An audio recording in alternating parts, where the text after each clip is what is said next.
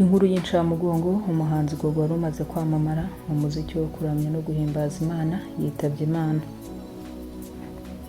Umuhanzi w'indirimbo zo kuramya no guhimbaza Imana uzwi nka Gogo yitabye Imana aho yari yagiye mu ivugabutumwa muri Uganda. Aho yari yagiye gukora umurimo w'Imana ndetse no kwamamaza ijambo ryayo muri Uganda, akaba ari naho yaguye.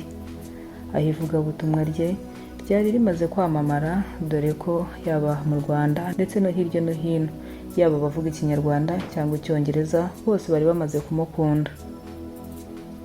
Rero yitahiye ku wa 4 Nzeri 2025 aho yaguye mu gihugu cya Uganda, aho yari yagiye mu ivugabutumwa.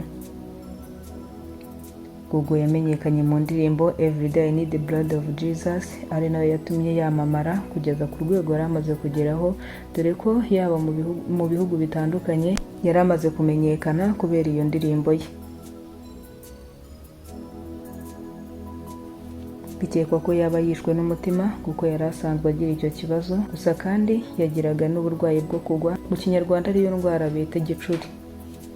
Ibi byose biri mu bikekwa yuko byaba ari byo byamuhitanye, byaba ari byo byamutwaye ubuzima. Ubwo yari mu gihugu cya Uganda rero yaje kugwa hasi, bahise bamujyana kwa muganga ngo afashwe byihuse, ariko byaje kwanga birangira byanze yitabye Imana ari kwa muganga. Uyu Gogo yari afite imyaka 36. Mu minsi ishize yaragize ati: mu mibereho yanjye yose nibwo ngiye kugira ahantu mbona hakomeye, nkahura n'abantu ntarinzi kandi nkunda nabo kandi bankunda. Ubwo rero ndumva ari agashya Imana ikize mu buzima bwanjye, kandi igenda impindura amateka mu buryo butandukanye, kandi mbishimira Imana.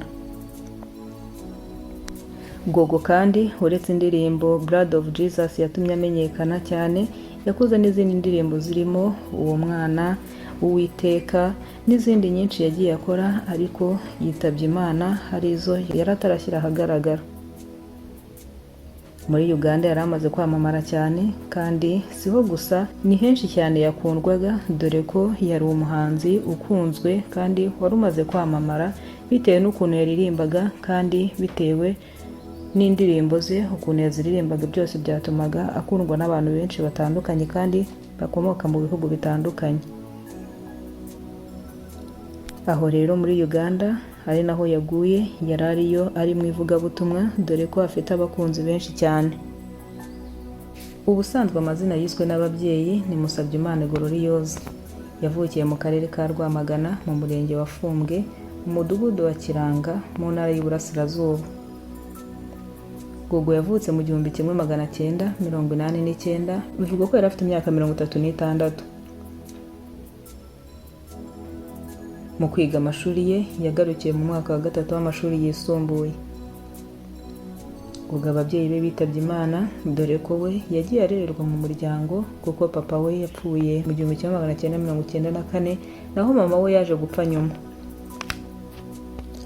Gogo ku isano y'amaraso nta muvandimwe yari afite kuko yari ikinege.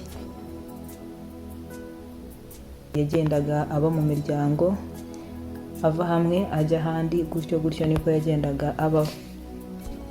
Gogo yatangiye kuririmba ubwo yakiraga agakiza, ndetse akaza no kubatizwa mu itorero rya Anglikani, ari nabwo yinjiye muri korali, atangira gukora umurimo w'Imana aririmba muri korali. Ubwo yari ari muri korali ni nabwo yatangiye kujya aririmba indirimbo ze ku giti cye.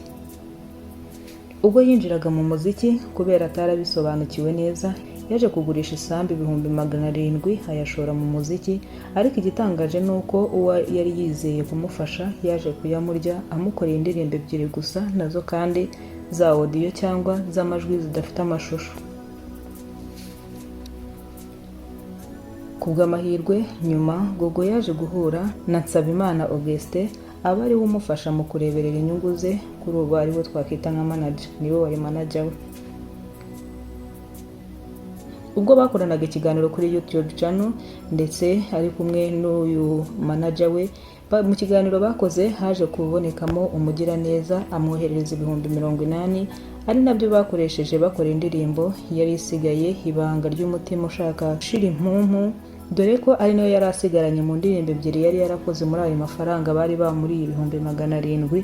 Indirimbo ebyiri yari yakoze, imwe yaje kuyibura, ari nayo yaje gukorera amashusho kuri uwo mugiraneza amafaranga yari amuhaye.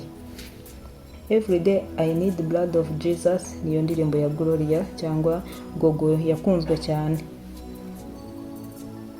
Gogo yari yaravuze ko yifuza umugabo nk'abandi bakobwa bose, ariko nanone avuga ko arindiriye uw'Imana yamugeneye, none yitabye Imana atarashaka. Ibi ngibi ni ibintu biba bikwiriye kwigisha buri muntu wese ugifite umwuka ugihumeka, yuko isaha n'isaha Imana icyura umuntu. Rero icyo dusabwa ni ukubaho twiteguye, kuko ntawe uzi isaha ye cyangwa igihe cye, dore ko na Gloria yari azi ko agiye gukora umurimo w'Imana muri Uganda, yumva azagenda akavuga ubutumwa agataha, ariko ntabwo byamuhiriye, ntabwo atashye, ahubwo yaguyeyo, ntabwo akiri muzima, yitabye Imana. Rero reka dukomeze imiryango n'inshuti ze bakomeze kwihangana, ariko nanone bireka biduhe kugira ngo tujye duhora twiteguye.